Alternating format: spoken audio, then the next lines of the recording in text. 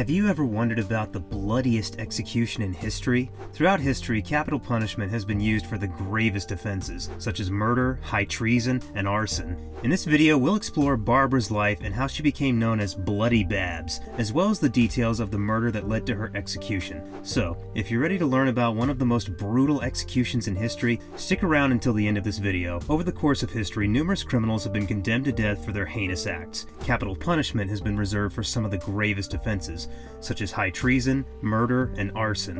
While some countries still employ the death penalty today, it remains a subject of debate and controversy. In 1955, a woman by the name of Barbara Bonnywood Graham, also known as Bloody Babs, faced the ultimate sentence in San Quentin for her involvement in the murder of an elderly widow. Although she was not the sole perpetrator of the crime, she became the third woman in California to be executed by gas, an uncommon method of capital punishment. Barbara Graham, originally named Barbara Elaine Ford, was born on June 26, 1923. Her mother struggled to make ends meet, and when Barbara was 2, her mother was arrested and sent to a reform school. Barbara was placed in foster care, where she claimed to have suffered mistreatment and physical abuse. When her mother was released at the age of 21, she refused to take Barbara in, and she was left to be raised by strangers and extended family members, moving from one home to another. Despite being a clever and intelligent young woman, she lacked formal education and was arrested for vagrancy as a teenager. She served time at the same reformatory school for girls where her mother had been held in 1939.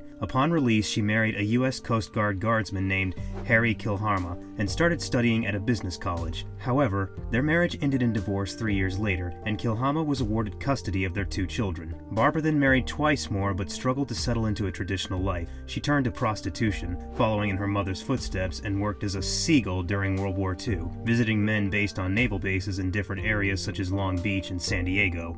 She was arrested for her work at the age of 22 and was noted for her striking red hair and good looks. She also worked in a brothel owned by a woman named Sally Stanford and became involved in gambling and selling narcotics. She developed close relationships with career criminals and was imprisoned for perjury after giving a false alibi for 2 criminal friends. After her release, Barbara moved to Reno, Nevada, where she worked in a hospital as a waitress, seemingly turning her life around. However, she later boarded a bus for Los Angeles and returned to her old ways of working illegally. Barbara Graham married Henry Graham, a bartender from one of the bars she frequented, in 1953.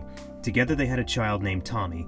However, Henry had addiction issues and was involved in criminal activities. Barbara became involved with his friends, Jack Santo and Emmett Perkins, and had an affair with Perkins. Perkins informed her about Mabel Monahan, a 64-year-old widow who was believed to have a significant amount of cash and jewelry in her Burbank home. Mabel was a retired performer, and her ex-son-in-law owned several gambling clubs, leading to a belief that she had $100,000 worth of valuables in her safe, which would be worth over $1 million today. On March 8, 1953, Barbara had dinner with Perkins, Santo, and a safecracker named Shorter, although Shorter claimed he did not want Henry Graham to be involved. The following evening, the group stole from Mabel Monahan's house. Barbara gained entry into Mabel's home on March 9th, claiming she had car problems and needed to use the phone. Once inside, the safecracker entered with Santo, Perkins, and another man. Mabel was beaten, gagged, and bleeding, and the group searched for her safe. Barbara handed a gun to Perkins and demanded that he knock Mabel out, but Mabel was having difficulty breathing because of the gag. Barbara then began violently beating Mabel. The group left, assuming Mabel was dead, but she was discovered dead by her gardener 2 days later. Despite there being substantial wealth in the house, the group took nothing of value. 5 members, including Shorter, were arrested and accused of the murder. Shorter turned to state's evidence, fearing execution, and revealed details about the murder and robbery. Santo and Perkins later kidnapped and murdered Shorter. Barbara, known as Bloody Babs, was linked to the crime, and although she had no alibi, she accepted an offer from an inmate to provide a false one, who was working to reduce her sentence. Barbara was brought to trial and subsequently convicted of murder, along with Santo and Perkins. As a result, all 3 of them were sentenced to death. Although Barbara appealed her sentence, there was a chance that it could fail. Eventually, on June 2, 1955, Barbara was transferred to San Quentin State Prison, where she awaited her execution. The day before her scheduled execution, which was to take place via the gas chamber, a method that is no longer commonly used in America, Barbara was given a short stay of execution for 45 minutes. Her execution was rescheduled to take place at 11:30 a.m. instead of the originally scheduled time of 10 a.m.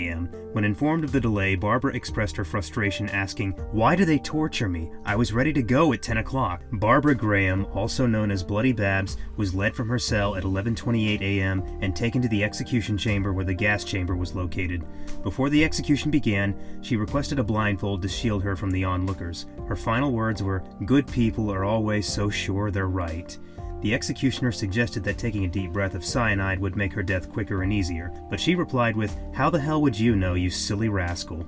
After this exchange, the executioner lowered the lever, causing the cyanide pellets to drop into a bowl of sulfuric acid beneath Barbara's chair. Within 30 seconds, she slipped out of consciousness and rocked forward 4 or 5 times before her head fell. Her body quivered and shook until she died. Barbara Graham's life was filled with hardships, and she followed in her mother's footsteps to a life of crime. She was a cold-blooded murderer who killed an elderly and vulnerable woman in her pursuit of riches from theft. Despite receiving a couple of stays of execution, her sentence was not commuted and she was ultimately executed. As we come to the end of this video, it's clear that the story of Barbara Graham, also known as Bloody Babs, is one of the most gruesome and tragic tales of crime and punishment in American history. While capital punishment remains a subject of debate and controversy, it's important to remember the victims of these heinous crimes and to acknowledge the consequences that come with committing them. Despite her troubled past and her involvement in the murder of an elderly widow, Barbara's story is one that elicits a great deal of sympathy and empathy. From her childhood traumas to her struggles with addiction and prostitution, she endured a great deal of pain and suffering throughout her life. However, her actions on that fateful night in March 1953 ultimately led to her execution by gas in San Quentin State Prison. As we reflect on Barbara's story, let us also remember that every action we take has consequences, both good and bad.